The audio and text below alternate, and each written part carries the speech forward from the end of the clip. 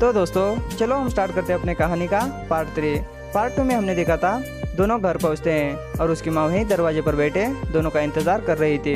दोनों को आता देख उसकी माँ की आंखों में खुशी के आंसू आ गए और दौड़कर उसके पास जाती है और करण को गले लगा लेती है और कहती है, तुम कहाँ चले गए थे, हम सब कितने परेशान हैं। तभी उसके पापा कहते हैं कि करण ने उनको बताया था कि आज वो घर लेट से आएगा, पर वो बताना भूल गए थे और बेटे का प्यार का सारा गुस्सा पति पर निकल गया।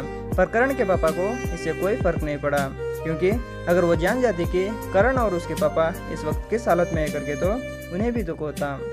सब अंदर जाते हैं, सब कुछ भूलकर हंसी खुशी से खाना खाकर सो जाते हैं, पर ना करण को नींद आती है और ना ही उसके पापा को। दोनों पूरी रात बस बेड पर करवटें बदलते रह जाते हैं। करण ये सोचकर परेशान हो रहा था कि उसने अपने पापा से तो कह दिया है कि सब ठीक हो जाएगा, पर वो सब ठीक करेगा कैसे।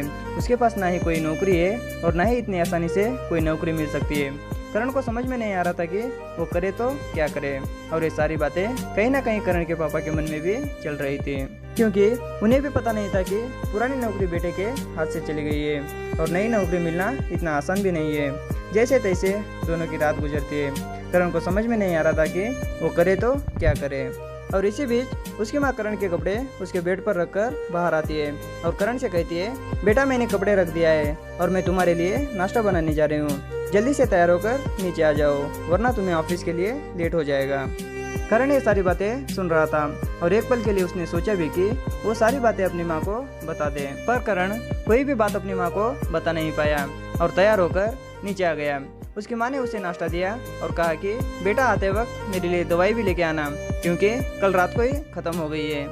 करण घर से तो निकल जाता है, पर उसे समझ नहीं आता है कि वो कहाँ जाएगा और अपनी माँ के लिए दवाइयाँ कैसे लेकर आएगा। वही दूसरी तरफ रोहिणी अपने काम में सफलता हासिल करती जा रही थी और अब उसका प्रमोशन भी हो गया था और वो अब एज ए प्रोजेक्ट इंजीनियर का जॉब भी कर रही थी, जिससे रोहिणी की माँ भी बहुत खुश थी और वो अब रोहिणी के लिए लड़का भी देखने लगी थी। पर रोहिणी को अभी शादी में कोई इंटरेस्ट नहीं था। अब वो अपनी लाइफ में और भी आगे बढ़ना चाहती थी और अपने पापा की आत्मा को शांति देना चाहती है। तो दोस्तों उम्मीद है आपको ये कहानी अच्छी लगी होगी। अच्छी लगी हो तो इस चैनल को सब्सक्राइब कर लेना और बेल आइकन को भी प्रेस कर लेना, ताकि हम जैसे ही नई वीडियो लाए सबसे पहले आप तक पहुँचे। तब तक